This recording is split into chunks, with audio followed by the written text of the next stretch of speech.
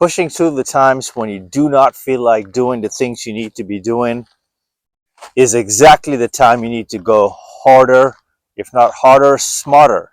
So the video that you're seeing here on my left, on my right, sorry, is from a few days ago when I was recovering from the flu, and I would say I'm 99% better. This was by far one of the worst strains I've gotten. Could have very well been have COVID. I kept the low key, but I continued working out, and this workout was pretty decent. I got the cardio in. I did a lot of functional training, as you can see. But today is a Tuesday morning, and I'm actually starting my morning walks and hikes earlier since the temperature has really, cooled down here in Las Vegas.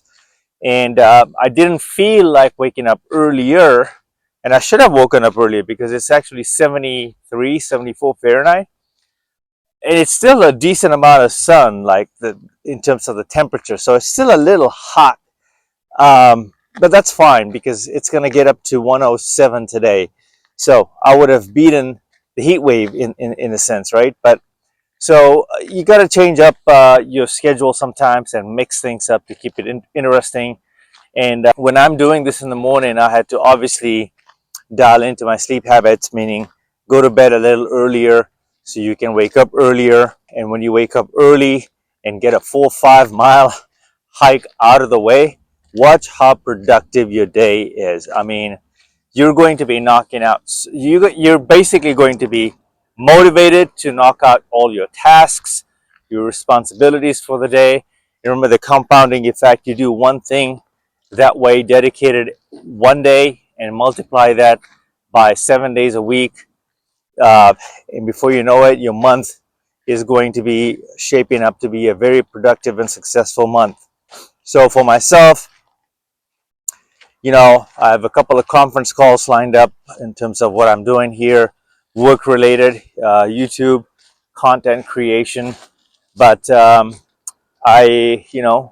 have to give yourself some detox periods as well, where you step away from intensity, meaning that, your work life, corporate life, whatever it is, you got to take time out and focus on self-care, because if you don't, no one's going to do it for you.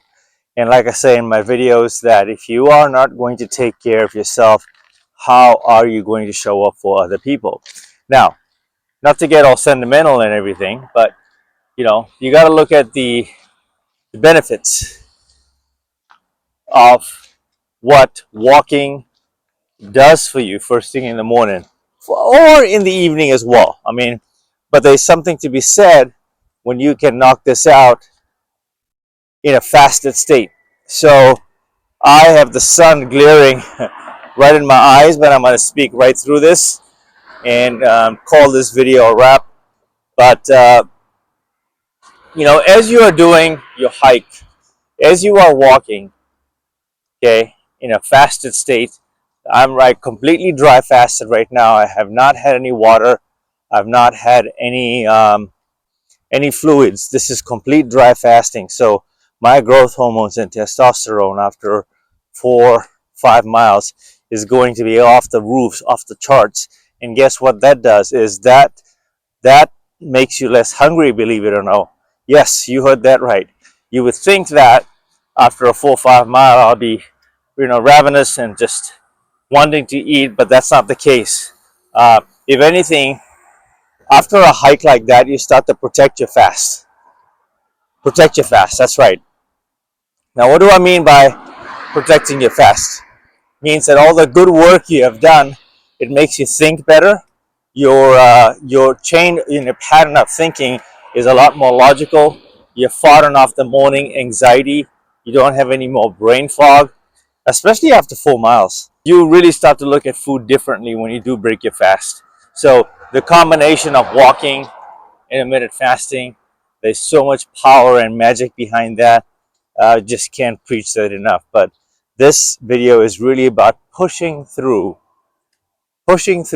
even when you don't feel like it, even when you're sick, getting a minimum amount of exercise still benefits you. And I think my recovery is due to the fact that I not only got the rest I needed, but when I had the windows, when I had the energy to get up and move, I took full advantage of that. Full advantage, including lifting. Now, lifting these days for me doesn't mean I'm ego lifting, I'm strategically lifting. So, I'm not training for bodybuilding, but I have a decent physique. Uh, you could, get decent results with 25, 35 dumbbells. You don't have to push heavy weight, is what I'm trying to say. So, by the time I'm done with this hike, with this task of mine, is the first thing I want to knock out this morning. Now that I know that I have to steer right into the sun, I can start these hikes 30, 40 minutes earlier. So I could have easily packed it in and said, you know what, I'm not going to do this right now. It's still hot. I'm going to be looking into the sun, but that's all right. That's all right. You gotta be imperfectly perfect, right? So figure it out as you go. Nothing's going to go according to plan, but what's going to happen is in that messiness, you are going to figure yourself out. In that messiness, you're going to start figuring out a plan. So it's kind of like